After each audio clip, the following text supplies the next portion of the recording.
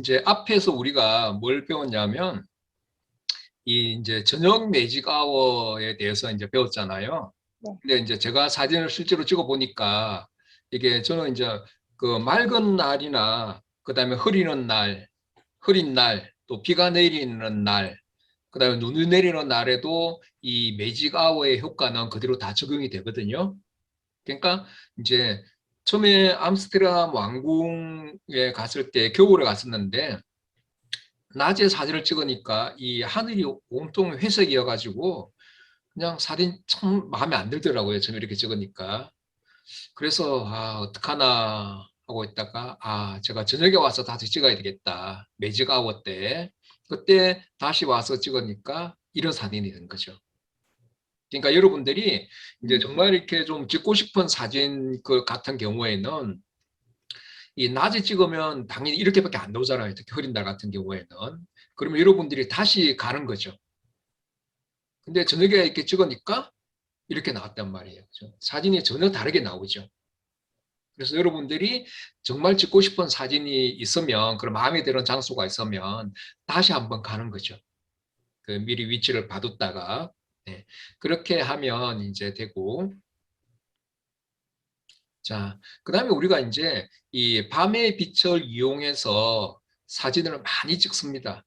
대표적으로 밤의 빛이라는 거는 매직와 아워가 지난 다음에 이제 그걸 말하거든요.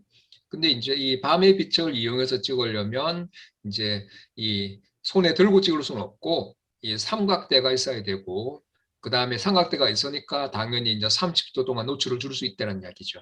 이걸 소위 말하는 이 장노출이라 하거든요. 노출을 길게 주는 거죠. 노출을 길게 주어서 이 빛의 흐름이라든지 또 사물의 움직임, 이거는 트램의 움직임을 표현한 거거든요. 그래서 우리가 밤의 빛도 얼마든지 사진을 찍는데 좋은 빛이다. 이런 거죠. 그러니까 여러분들이 이제까지 무슨 캄캄한 밤에 사진을 찍어? 이런 생각 드시잖아요. 근데 실제로 아주 한밤의 빛을 이용해서 찍는 사진이 많이 있습니다. 대표적으로 야경에 있고, 그 다음에 우리가 밤하늘에 있는 저기 별 사진, 은하수 사진 같은 경우에는 정말 한밤중에 찍거든요. 보통 11시부터 새벽 1시까지 그 시간에 찍습니다. 그리고 또 아주 많은 사진가들이 찍고 싶어하는 그런 이제 오로라 사진 있죠. 그 같은 경우에도 오로라가 가장 잘 나타나는 풍경이 보통 이제 밤 12시부터 새벽 1시 그 사이에 오로라가 정말 멋있게 나타나거든요. 그러니까 우리가 밤의 빛을 이용해서도 얼마든지 좋은 사진을 찍을 수 있다는 이야기죠. 다만 이제 그때는 삼각대가 있어야 되니까 그래야 이제 사진이 흔들리지 않게 표현을 할 수가 있다는 이야기거든요. 그래서 오히려 사진을 잘 찍으시는 분들은 뭐 낮보다도 이렇게 좀 장노출을 이용해서 찍는 그런 사진을 많이 할 수가 있습니다. 이것도 다음에 또 배울 테니까 그 뭐 영주님은 너무 이렇게 조급해 하지 마시고 네. 차근차근 따라오시면 됩니다. 네. 네. 자, 보세요. 벌써 이 사진도 거의 밤 한 11시에서 뭐 한 새벽 1시까지 찍은 사진이거든요. 그러니까 그 사이 때 보면 이게 이제 정말 우리 밤하늘에 별이 얼마나 많습니까? 그죠? 이건 낮에는 절대 찍을 수 없고 저녁 8시에도 불가능하고 최소한 밤 11시 정도로 돼야 이렇게 많은 이제 별을 담을 수 있다는 이야기죠. 그래서 이것도 마찬가지로 이제 삼각대를 세워 놓고 그다음에 이제 이런 그 감도는 이제 저녁이니까 한 2000 정도, 그다음에 조리개는 5.0, 그다음에 30초 정도로 찍으면 이 한 장의 이런 이제 밤하늘의 별 사진이 찍힌다는 이야기죠. 그래서 이제 뭐 대략 이거랑 이제 우리 별 사진 찍을 때는 카메라에 자동 노출로는 찍을 수는 없고 대략 이제 이런 식으로 여러분들이 좀 설정을 해줘야 됩니다. 그러니까 빛이 워낙 어둡기 때문에 감도는 2000이나 3000 그 정도로 올려줘야 되고 조리개는 4.0이나 5.0 정도로 개방을 해줘야 되고 셔터 속도는 30초나 그 이상으로 해줘야 이런 이제 어떤 밤의 빛을 이용해서 별 사진을 찍는 거죠. 그리고 그냥 저도 늘 강조하지만 단순하게 이런 별만 찍은 사진은 그렇게 의미가 없거나 약할 수 있거든요. 그래서 어떻게 구성해야 되냐면 이 아래쪽에 있는 우리의 삶과 관련이 있는 이런 이제 어떤 인공 구조물들을 넣는 게 좋다는 이야기죠. 그리고 또 이쪽에 있는 이게 사람도 있죠. 두 사람. 이 두 사람은 30초 동안 서 있는 모습입니다. 사진을 찍고 있거든요. 같이 갔던 이제 사진가들인데 이렇게 해서 30초 동안에 이 정도 움직임을 또 이렇게 표현할 수도 있고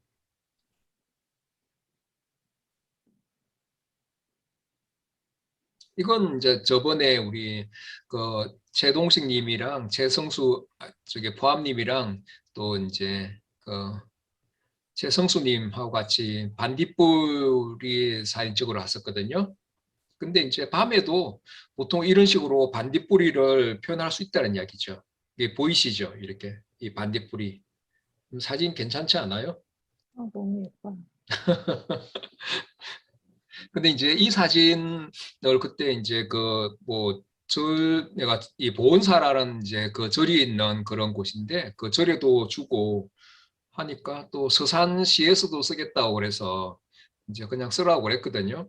근데 이제 우리가 사진을 배우면 좀 이런 약간 그 반딧불의 묘라는 이제 영화가 생각날 정도로 좀 아주 좀 아름답게 또 신비롭게 이렇게 표현할 수가 있잖아요. 그죠? 그래서 우리가 사진을 배우는 목적 중에 하나가 이제 그냥 이제 뭐 보통 일반 사람들이 찍을 수 없는 그런 사진도 얼마든지 조금 더 사진을 공부를 하면 어떤 찍을 수 있거든요. 이제 그렇게 해서 우리가 사진을 배우는 거죠. 그리고 여기도 보십시오. 이 나무를 왜 여기다가 배치를 했는지 아시겠죠, 여러분들? 그죠? 이게 또 역시 3분할 구성입니다. 그러니까 이런 게 이제 우리가 다 공부를 했기 때문에 이 여기다가 나무를 이렇게 배치한 이유를 알 수 있는 거죠. 말 그대로 3분할 구성이잖아요. 그죠? 손 하나, 두 개, 세 개, 네 개 긋고 대략 3분할 그 지점에다가 이제 배치를 한다는 얘기죠. 근데 이제 여러분들이 사진을 찍을 때 이 사진에는 딱 정확한 그런 정답은 없거든요.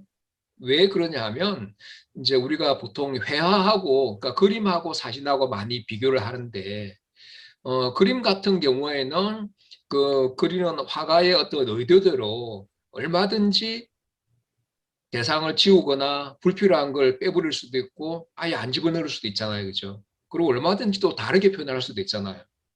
근데 사진은 그렇지 않다는 얘기죠. 사진은 현실에 존재하는 걸 사실 그대로 담깁니다.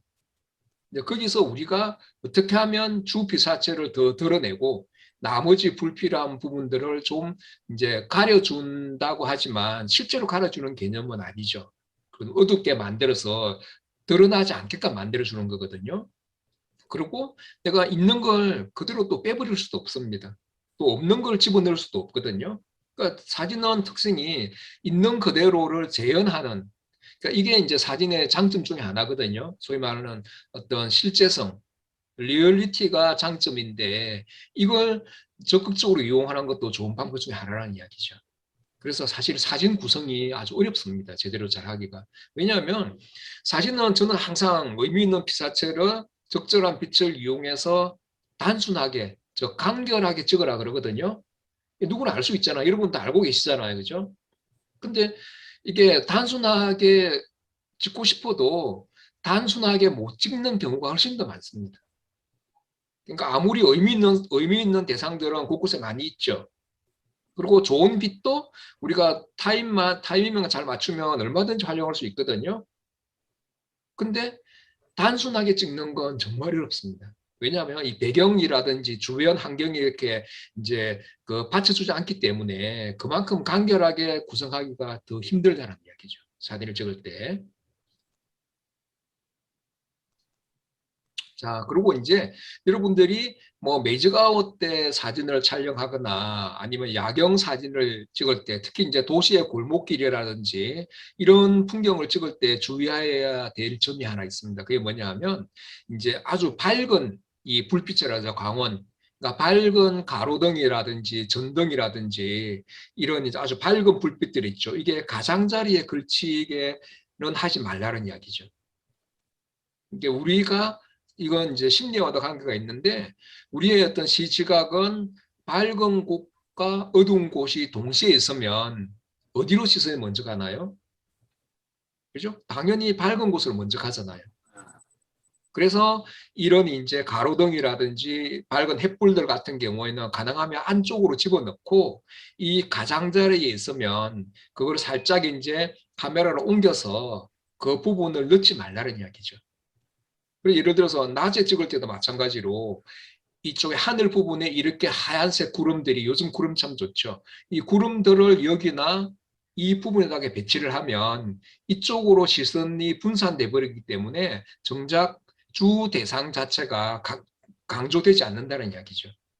그래서 우리가 풍경도 마찬가지도 그렇고 이 야경 찍을 때도 마찬가지로 이 가장자리 주변에는 지나치게 밝은 대상들이 있으면 안 좋습니다. 가능하면 그걸 안 집어넣는 게 좋다는 이야기죠.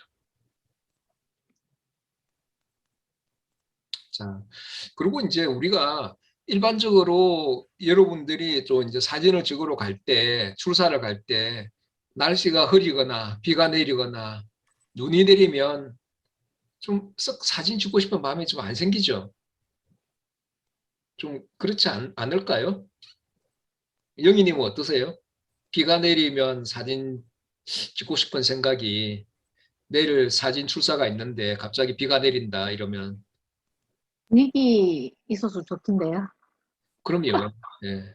그러니까 오히려 이 이제 그 뭐랄까 이렇게 이제 좀 그러니까 드라마틱한 날씨 있죠. 그게 제일 좋은 사진을 만듭니다. 그러니까 예를 들어서 제일 좋은 어떤 자연의 풍경을 만들 때 이제 풍경 사진을 찍을 좋은 빛은 아침에 오전에 이제 뭐 천둥 치고 그다음에 이제 비 내리고 폭우 쏟아지다가 오후에 맑아지는 날이 있죠. 이때가 풍경 사진 찍기 정말 좋은 날씨거든요. 그리고 왜냐하면 그걸 보통 이제 스톰 라이트라 그러는데 이 제 배경 화면에 보이는 이런 장면들 있죠. 이 사진 찍을 때가 그랬거든요. 그러니까 하늘에 먹구름이 가득하잖아요. 그리고 아래쪽에는 이제 또 그림자가 좀 이제 이렇게 드리워져 있고 이때 이제 뭐 오전에는 엄청 날씨도 막 천둥도 치고 번개도 치고 그다음에 비도 내리고 말했거든요. 그러니까 오후가 되니까 굉장히 또 드라마틱한 그런 이제 풍경이 또 만들어졌었거든요. 그래서 여러분들이 오히려 눈 내리면 더 좋은 기회가 됩니다. 그래서 다만 이제 몇 가지 여러분들이 조심해야 될 거는 있죠. 근데 이 사진은 이제 흐린 날 찍은 사진이거든요. 그죠? 흐린 날에 부드러운 빛으로 찍은 사진이죠. 그러면 당연히 흐린 날은 빛이 부드럽습니다. 그래서 노출 편차가 별로 안 나거든요. 그래서 오히려 더 차분한 분위기를 연출한다고 그랬죠. 그죠? 근데 이때는 흐린 날 여러분들 생각해 보시면 하늘은 대부분 다 회색 빛으로 많이 이제 물이 들잖아요. 그래서 회색 빛이기 때문에 가능하면 하늘은 빼고 구성하자. 여기 하늘 안 들어갔죠, 다. 안 들어갔고 단순하게 비가 내리고 난 다음에 어떤 흐린 날씨에 찍은 사진이니까 훨씬 더 부드러운 느낌을 주고 그다음에 또 차분한 그런 이제 느낌을 주는데 이 사진에서도 이제 우리가 흐린 날도 얼마든지 또 좋은 사진을 찍을 수 있다. 또 좋은 느낌의 사진이 가능하다라는 그런 것이고요. 이게 보시면 그 대신 여러분들이 이제 뭘 유심히 보셔야 되냐면 이제 아시는 분도 아시겠지만 이 사진은 이 배경이 단순해 보이죠. 영준이 볼 때도 배경이 단순해 보이지 않나요? 아, 배경이, 예, 아, 이 배경이 단순해 보이죠. 예, 아니, 그러니까 뭐 단순하다기보다 네, 되게 약간 화보같이 너무 잘 나온 것 같아요. 그죠. 네. 네, 네. 그러니까 전체적으로 어느 정도 이제 시각적인 질서가 잡혀 있다고 볼 수 네. 있거든요. 이게 단순화의 원리 중에 하나인데. 그래서 여러분들이 사진을 찍을 때 이런 배경을 만나면 우리 이제 한국에서는 주로 이제 성벽 같은 데가 이거 해당될 수 있잖아요. 그죠? 성벽. 뭐 남한산성에 있는 성벽이나 수원 화성에 있는 성벽이나 아니면 경복궁에 있는 담장이라든지 이런 게 단순한 배경이잖아요. 이제 그런 단순한 배경을 만나면 그 앞에서 좀 기다려 보라는 이야기죠. 이 단순한 배경 자체는 말 그대로 그냥 배경일 뿐이거든요. 그러니까 그때는 조금 이제 기다려서 이 배경하고 어울릴 만한 그런 이제 대상들이, 즉 사람이 걸어올 때까지 좀 기다리는 거죠. 그래서 가만히 저도 지켜보고 있으니까 이쪽에 저 멀리서 아주 깔맞춤을 한 이런 이제 강아지와 이 이제 할머니가 같이 산책을 하면서 걸어오고 있더라고요. 그래서 여기에 이제 오는 순간에 셔터를 눌렀죠. 물론 여기 지나갈 때도 눌렀고요. 그래서 사진은 이런 좋은 배경이 있으면 한두 장만 찍는 게 아니라 이 장면이 끝날 때까지 못해도 한 서너 장, 네다섯 장을 찍는다는 이야기죠. 거기서 가장 좋은 걸 골라내는 개념이거든요. 근데 이제 이 사진이 좀 약간 고급 화보 같다는 그런 느낌이 든다는 이유도 사실 맞습니다. 그래서 저는 헤렌이라는 잡지에서 이 사진을 이제 썼거든요. 헤렌 잡지 아시죠? 이제 근데 거기서도 그 에디터가 왜 이걸 골랐을까 생각해 보니까 물론 고급스러운 그런 느낌도 나기도 하지만 이 배경이 아주 좀 그 단순하고 시각적인 질서가 잡혀 있는 거예요. 근데 이제 이 시각적인 질서라는 것은 뭐냐 하면 유사성의 원리 때문에 시각적인 질서가 만들어지는 겁니다. 이 유사성의 원리라는 건 뭐냐 하면 서로 다 유사한 어떤 대상들이 서로 연속되어 있고 연결되어 있다는 이야기죠. 크게 한번 볼까요? 보세요. 여기 아치가 있죠. 이 아치, 또 여기도 아치가 있죠. 이 아치가 똑같지는 않지만 서로 유사하죠. 그 다음에 여기 있는 기둥들도 보세요. 이 기둥, 이 기둥, 이 기둥, 이 기둥도 완전 똑같지는 않지만 거의 비슷하죠. 그 다음에 또 이 아치들과 전체 이 아치들도 비슷해요. 또 여기 있는 작은 이런 이 부분들, 또 이 원 부분, 이런 것도 유사해요. 그러니까 우리가 이걸 바라볼 때 개별적으로 하나하나 부분을 보는 게 아니라 전체를 하나로 인식한다는 얘기입니다. 그래서 단순해 보이는 거거든요. 그리고 바닥도 마찬가지잖아요. 여기도 보면 이 이거 이제 기둥, 보도 기둥이 100% 똑같지 않고 서로 유사하죠. 그래서 이게 하나의 그룹으로 묶어지고 이 보도도 마찬가지로 하나의 그룹으로 묶어지죠. 거기다가 이 검은색 이제 강아지와 산책하는 이 할머니의 머리부터 발끝까지도 다 블랙이잖아요. 그죠? 그러니까 이게 유사성을 하나로 묶인다는 얘기죠. 그래서 크게 보면 여기서 이런 이제 하나의 배경이라는 이제 이런 하나의 어떤 배경이 하나였던 그런 이제 유사성으로 묶이고 그다음 이 강아지와 이 할머니가 하나로 묶이기 때문에 크게 봤을 때는 여기는 두 가지 그룹만 있다는 이야기죠. 그래서 단순하게 보이기 때문에 사람들의 시선을 끈다. 이런 이제 원리거든요. 그래서 사진도 그냥 찍는 것 같지만 이렇게 우리 시각적인 어떤 그런 이제 어떤 원리, 그다음에 우리가 어떻게 사물을 인식하고 어떤 걸 봤을 때 편하게 생각한다, 편하게 받아들인다, 이런 것을 유심하게 우리도 이제 본능적으로 이렇게 그 하나의 반응을 하거든요. 그러니까 대부분의 사람들이 복잡한 거 싫어하잖아요. 그리고 무질서한 거 싫어하죠. 그게 우리의 시각에 그대로 반영을 합니다. 그렇기 때문에 여러분들이 사진을 찍을 때 최대한 어떤 단순하게 간결하게 찍어야 되고 그렇지 못하다면 이제 일정한 시각적인 질서가 만들어져야 되거든요.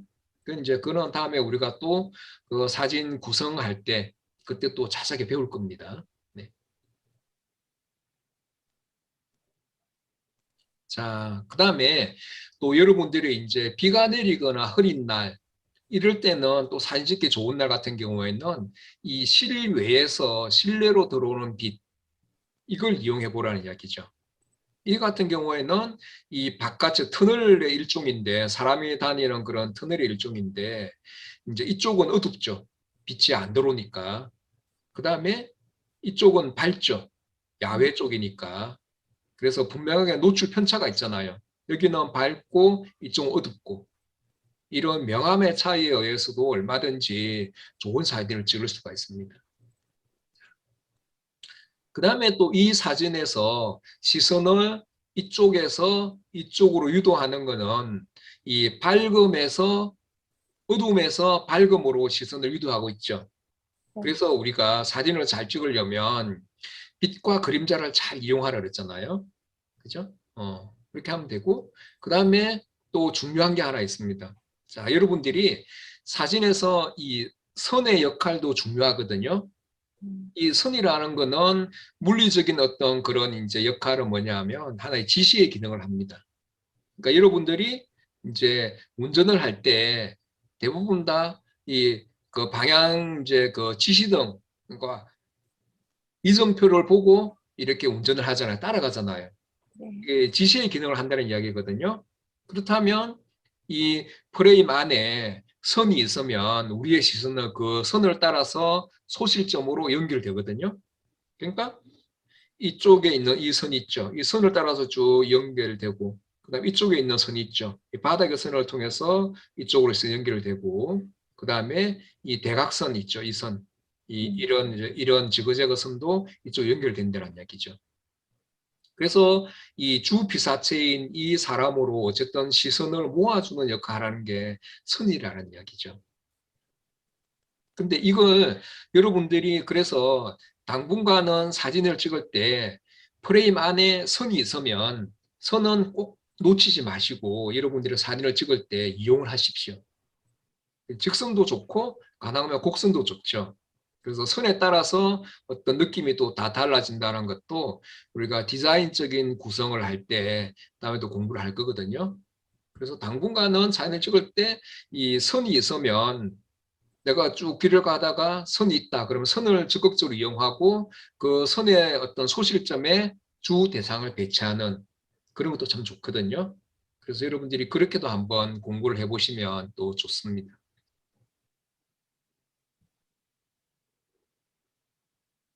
자, 그 다음에 이제 이 빛이 부족한 실내에서도 얼마든지 사진을 찍을 수가 있거든요. 이 사진을 여러분들 가만히 한번 좀 보십시오. 보시면 어떤 그런 느낌이 나지 않나요? 특히 우리 저희 최성수님은 더 아마 느낌이 좀 강하게 올 것 같은데.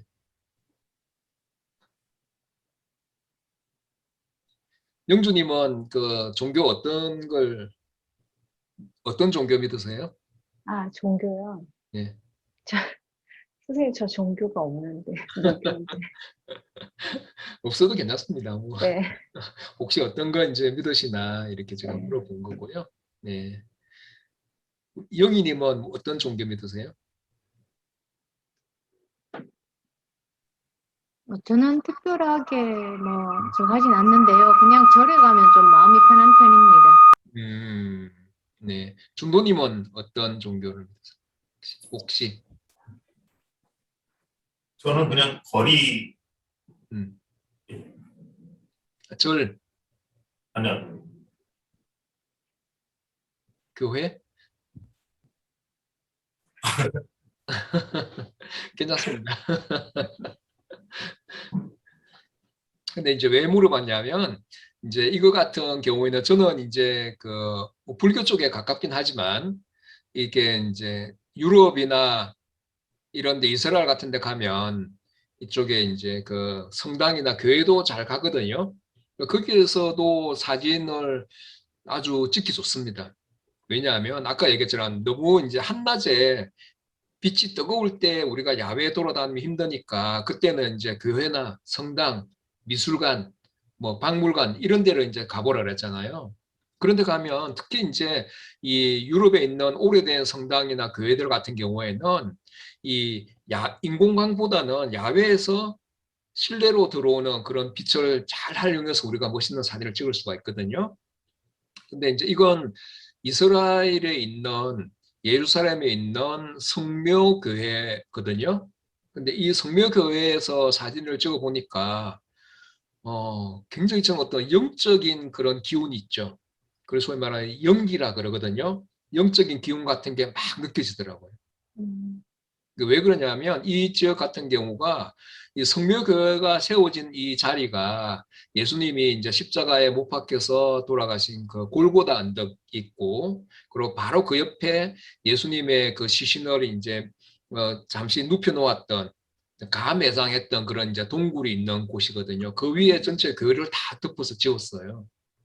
그러니까 거기 가니까 정말 이렇게 막 그 아주 말로 표현할 수 없는 어떤 그런 영적인 기운 같은 게 느껴지고 그게 또 마음으로 표현이 되는 거예요. 그래서 이제 아주 성스러운 곳이죠. 그런 성스러운 곳이라는 느낌이 들어서 여기서도 아주 좋은 사진을 많이 찍었는데, 근데 이제 이런 그런 이제 좀 유서 깊은 그런 교회라든지 그런 영적인 기운을 느낄 수 있는 이제 그런 곳일수록 되게 어둡습니다. 그래서 어둡기 때문에 이런 빛이 부족한 실내에서 사진을 찍을 때는 조리개를 최대한 개방해 줘야 됩니다. 보통 이제 한 4.0 정도로 개방해 주고, 감도는 거의 3200 이상, 6400까지 저는 개방을 했거든요. 이래야 안 흔들리죠. 그래야 한 20분의 1초나 15분의 1초, 또 10분의 1초 이 정도 나오거든요. 그러니까 이제 이때는 우리가 이제 카메라 렌즈의 화각에 따라서도 이 흔들림이 달라지거든요. 예를 들어서 이거는 이제 16mm로 찍었거든요. 그러니까 16mm로 찍으면 대충 10분의 1초에서 한 20분의 1초 사이는 안 흔들립니다. 잘. 그리고 이제 그래야 최대 광각으로 해서 찍어야 이 흔들림에 강하기 때문에 이런 악조건에서도 흔들리지 않고 찍는 수 있다는 이야기죠. 그리고 또 왜 이런 이제 성스러운 교회 같은 경우에는 삼각대를 펼쳐놓고 찍을 수가 없는 경우가 많습니다. 다른 사람들한테 또 이렇게 좀 불편함을 주기도 하고 또 공간도 아주 좁은 경우가 많이 있거든요. 그때는 최대한 이제 넓게 광각으로 찍고 그 대신 ISO도 6400으로 올리고 조리개는 한 4.0 정도로 개방을 해주고 이렇게 찍어야 된다는 이야기죠. 자, 그죠? 아까 영희님이 말한 대로 우리가 흐리고 안개 낀 날의 빛도 분명히 있습니다. 근데 이건 이제 안개도 껴 있죠. 그리고 비도 좀 내리고 있죠. 최고의 날씨죠. 이때 사진 찍기가. 그리고 여기 이 이제 마을버스를 기다리는 이 아주머니도 아주 회화처럼 표현됐잖아요. 그래서 저는 이 사진이 굉장히 마음에 듭니다. 아주 마음에 들고 저번에 전시할 때도 많은 사람들이 이제 이 사진 참 좋아했었거든요. 그러니까 우리가 맑은 날 사진을 찍었다 그러면 이런 느낌이 나겠습니까? 절대 안 난다는 얘기죠. 공감이 좀 되시나요? 영주 씨? 네. 네. 억지 공감은 아니죠? 아니, 그 그림같이 너무 예뻐요. 그렇죠, 그렇죠. 네, 네. 그래서 어쨌든 이제 저도 사진을 많이 찍어 보니까 이런 사진을 참 생각보다도 이제 찍기가 좀 힘듭니다. 그러니까 어떻게 보면 운도 좀 따라줘야 된다는 이야기죠. 그래서 여기서 운에 대해서 좀 이야기를 하면, 우리 이 세상의 이런 부분들은 이제 항상 그러니까 우연과 필연에 의해서 뭔가 이렇게 만들어지는 거거든요. 그죠? 뭐 불교 쪽에 계신 분들은 아시겠지만 또 기독교도 마찬가지지만 어쨌든 그러니까 어떤 하나의 인연에 의해서 이런 만남이 이루어지고 또 생명도 탄생이 되고 뭔가 이렇게 만들어진다는 이야기죠. 근데 이제 그걸 사진에서 이렇게 한번 설명을 해보면 사진은 어쨌든 간에 카메라를 들고 내가 밖에 나가야 되잖아요. 그죠? 그거는 하나의 어떤 필연적으로 내가 카메라를 들고 밖에 나가야 된다는 이야기죠. 찍으러 가야 된다는 이야기고, 그 밖에 나갔다고 하더라도 우연적으로라도 이런 장면을 만나야 내가 이런 사진을 찍을 수 있다는 이야기죠. 그죠? 그래서 무슨 말씀을 드리고 싶냐면 여러분들이 사진을 공부하고 배우는 이상은 최소한 일주일에 한 번 이상은 카메라를 들고 나가서 찍으시라는 이야기죠. 그래야 감각도 유지가 되고 여러분들이 계속 이렇게 발전이 됩니다. 소위 말하는 성장이 가능하다는 이야기죠. 그래서 제가 한 12년 정도 동안 이제 2009년부터 사진 강의를 했거든요. 근데 12년 동안 사진 강의를 하면서 다양하게 많은 이제 그 사진을 배운 분들, 제자들이 많잖아요. 한 1000명은 될 겁니다. 이제 그 중에서 아주 작가가 된 분도 있고, 특히 여행 작가들이 많거든요. 많고, 전문 또 프로 사진 작가가 된 분도 몇 분 계시고 하는데, 그분들의 특징이 다 뭐냐 하면, 열심히 찍는 분들. 그리고, 이론 공부는 열심히 하는데, 사진을 안 찍는 사람이 의외로 많아요. 공부를 열심히 하는데 이론 공부를 열심히 책은 열심히 보고 또 강의도 많이 듣고 이렇게 하는데 그러니까 고개는 끄덕끄덕하면서 열심히 듣는데 찍어보라 그러면 사진 한 달 동안 한 번도 안 찍은 사람도 많아요. 그래서 사진 리뷰 하자고 사진 가져오면 사진이 없대요. 그러면은 발전이 당연히 안 되겠죠, 그죠? 사진은 여러분들이 철저하게 많이 찍어야 됩니다. 많이 찍어야 거기서 실수를 하더라도 괜찮고 점점점 좋은 사진으로 나아갈 수 있거든요. 근데 카메라가 있는데 사진을 안 찍으면 어떻게 발전이 되겠습니까? 그러면 그때 열심히 1년 동안 배운 사람들도 몇 년 동안 사진 안 찍으니까 다시 원점으로 돌아간다는 이야기죠. 그죠? 네. 그래서 여러분들이 다들 열심히 하시는 분이라 믿고 이제 우리 또 마지막에 사진 리뷰 수업이 있으니까 최소 일주일에 한 번은 찍어보세요. 네. 자, 그다음에 또 비가 내리는 날에도 아주 이렇게 좋은 사진 찍을 수가 있습니다. 그죠? 이거는 동대문 DDP. 네, 동대문 DDP에서 찍은 사진이고요. 그래서 이렇게 비가 내리는 날에도 사진을 잘 찍을 수가 있고, 이건 또 눈 내리는 날. 그죠? 아주 낭만적인 그런 분위기를 연출하죠. 그러니까 제가 있는 필동에 있는 사무실 올라오는 길이거든요. 그래서 이렇게 이제 눈 내리는 날도 찍을 수 있고, 이것도 좀 멋있죠. 프라하의 눈 내리는 프라하. 그죠? 그게 좀 이제 귀찮긴 하지만 눈이 내리면 카메라 들고 나가자. 그 나갈 때까지만 힘들지 막상 나가보면 정말 괜찮은 사진 찍을 수 있습니다. 서울에서도 마찬가지고. 그 다음에 이게 실외에서 실내로 들어온 빛도 참 좋죠. 여기서 이렇게 그죠? 늦은 오후 시간에 찍으니까 이 배경이 단순하게 되죠. 그리고 단순하게 이 부분만 찍은 게 아니라 이렇게 긴 그림자도 드러내니까 인물을 찍을 때도 이렇게 찍으면 좀 독특한 느낌을 주죠. 그리고 이제 또 저는 절대로 얼굴을 다 안 보여줍니다. 이렇게.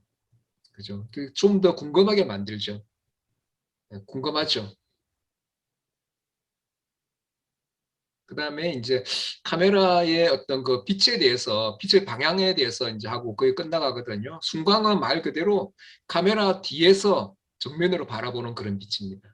그래서 이제 이 원래 색을 표현하기 좋고 또 기록하기에 좋고 그 다음에 일반적으로 우리가 낮에 사진 찍기에 좋은 그런 빛이 순광입니다. 그다음에 측면광은 말 그대로 이 옆에서 빛이 이렇게 들어오죠. 이 측면에서 빛이 들어오는 걸 측면광이라고 그러고 늦은 오후 시간에 이 부드럽고 긴 그림자로 만들기 때문에 입체적인 표현이 가능하거든요. 사광은 인물 사진 찍을 때 저게 좋은데 이 45도 각도로 이렇게 빛이 들어오고 있죠. 그래서 여러분들이 아까 이제 영주님 같은 경우에 그런 이제 뭐 베이커리라든지 이런 걸 찍을 때도 이 창문 앞에 카페 창문 앞에 그걸 놓고 찍으면 이런 효과가 나타난다는 얘기죠. 빛이 여기 비치고 뒤에 그림자가 지잖아요. 그죠? 이걸 이제 사광. 이 사광은 대상의 45도 각도인데 45도 각도는 뭐냐면 우리가 하늘에 저기 중천이 있죠. 정오에 이제 그 태양의 위치하고 그다음에 해가 이제 지평선에 닿았을 때 그 위치 중간 45도 있죠. 그 정도의 태양이 있을 때 빛을 사광이라고 합니다. 또 물론 실내에서는 실외에서 실내로 들어오는 빛을 또 사광이라고 그러기도 하거든요. 이게 역광입니다. 그죠? 카메라 이쪽에서 카메라 정면으로 향하는 빛이 역광이거든요. 그래서 다 실루엣으로 만들죠. 그래서 오히려 실루엣으로 이렇게 표현되기 때문에 더 상상하게 만드는 힘이 크다는 이야기죠. 역광이. 그 다음에 이제 실내 조명의 빛인데 우리가 이제 보통 이제 그 실내 공연할 때는 제일 뒤쪽에서 망원렌즈를 이용해서 이렇게 이제 또 촬영할 수도 있거든요. 그러니까 관광지 같은 경우에는 이제 사진을 찍을 수가 있습니다. 실내 공연할 때 이런 이제 세마 댄스나 아니면 플라멩고, 뭐 탱고 이런 공연할 때는 다 찍을 수 있거든요. 자, 제가 제일 좋아하는 이야기입니다. 이 사진을 즐기자. 그러니까 사진은 여러분들이 막상 찍어보시면 아시겠지만 좀 힘든 것도 있고 좀 어렵기도 합니다. 그죠? 그래서 옛날 공자님이 이 이야기 하셨죠. 아는 것은 좋아하는 것만 못하고 좋아하는 것은 즐기는 것만 못하다. 자, 그래서 여러분들 사진을 즐기세요.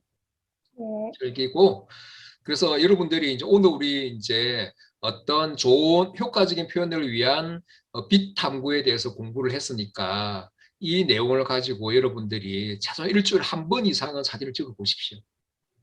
그래서 다음에 우리 리뷰 수업 할 때 하니까 하고, 이 이제 뭐 녹차 사진을 찍을 때도 이렇게 찍으면 나도 정갈하고 깔끔하잖아요. 그죠? 이런 식으로.